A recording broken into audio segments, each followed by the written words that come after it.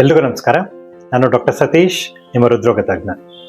ಇತ್ತೀಚಿನ ದಿನಗಳಲ್ಲಿ ಈ ಇಂಟರ್ಮಿಟೆಂಟ್ ಫಾಸ್ಟಿಂಗ್ ಅನ್ನೋದು ಸಖತ್ತಾಗಿ ಟ್ರೆಂಡಿಂಗ್ನಲ್ಲಿದೆ. ಆದರೆ ಇದು ಹೃದಯ ಸಂಬಂಧಿ ಕಾಯಿಲೆ ಇರೋರು ಮಾಡ್ಬೋದಾ, ಅವ್ರಿಗೆ ಇದು ಸೇಫಾ, ಈ ರೀತಿಯಾಗಿ ಅನೇಕರು ನನ್ನಲ್ಲಿ ಪ್ರಶ್ನೆ ಕೇಳ್ತಾ ಇರ್ತಾರೆ. ಇದಕ್ಕೆ ಉತ್ತರ ಹೌದು, ಕೆಲವರಿಗೆ ಇದು ಓಕೆ, ಆದರೆ ಎಲ್ರಿಗೂ ಅಲ್ಲ. ಸರಿಯಾದ ರೀತಿಯಲ್ಲಿ ಈ ಇಂಟರ್ಮಿಟೆಂಟ್ ಫಾಸ್ಟಿಂಗ್ ಮಾಡಿದ್ರೆ ಇದು ತೂಕ ಇಳಿಸೋಕೆ ಸಹಾಯ ಮಾಡುತ್ತೆ, ಕೊಲೆಸ್ಟ್ರಾಲ್ ಕಮ್ಮಿ ಆಗುತ್ತೆ, ಶುಗರ್ ಕಂಟ್ರೋಲ್ ಬರುತ್ತೆ, ಇನ್ಫ್ಲಮೇಷನ್ ಕೂಡ ಕಮ್ಮಿ ಆಗುತ್ತೆ. ಇದರಿಂದ ನಿಮ್ಮ ಹಾರ್ಟ್ ಹೆಲ್ತ್ ಕೂಡ ಸುಧಾರಿಸುತ್ತೆ. ಯಾರು ಮಾಡ್ಬೋದು ಅಂತ ನೋಡೋದಾದ್ರೆ, ಬಹುತೇಕ ಹಾರ್ಟ್ ಪೇಷಂಟ್ಸ್ಗೆ ಇದು ಸೇಫ್.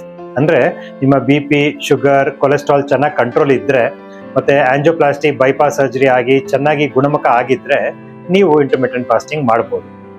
ಯಾರು ಮಾಡಬಾರ್ದು ಅಥವಾ ಹುಷಾರಾಗಿರ್ಬೇಕು ಅಂತ ನೋಡೋದಾದ್ರೆ, ನಿಮ್ಗೆ ಡಯಾಬಿಟಿಸ್ ಇದ್ದು ಅದು ಕಂಟ್ರೋಲ್ ಅಲ್ಲಿ ಇಲ್ಲ ಅಂತಂದ್ರೆ, ಪದೇ ಪದೇ ಶುಗರ್ ಲೋ ಆಗ್ತಾ ಇದ್ರೆ, ಇತ್ತೀಚೆಗಷ್ಟೇ ಹಾರ್ಟ್ ಅಟ್ಯಾಕ್ ಆಗಿ ರಿಕವರ್ ಆಗ್ತಾ ಇದ್ರೆ, ಅಥವಾ ಮತ್ತೆ ಮತ್ತೆ ಎದೆನೋವು ಕಾಣಿಸ್ಕೊತಾ ಇದ್ರೆ, ಸಿವಿಯರ್ ಹಾರ್ಟ್ ಫೇಲಿಯರ್ ಅಥವಾ ಹೃದಯ ವೈಫಲ್ಯ ಅಥವಾ ಕಿಡ್ನಿ ಸಮಸ್ಯೆ ಇರೋರು, ನಿಮ್ಮ ಡಯಾಬಿಟಿಸ್ಗೆ ಇನ್ಸುಲಿನ್ ತಗೊಳ್ತಾ ಇದ್ರೆ ಅಥವಾ ಮಲ್ಟಿಪಲ್ BP ಮೆಡಿಸಿನ್ಸ್ ತಗೊಳ್ತಾ ಇದ್ರೆ ನೀವು ಅವಾಯ್ಡ್ ಮಾಡೋದೇ ಒಳ್ಳೇದು.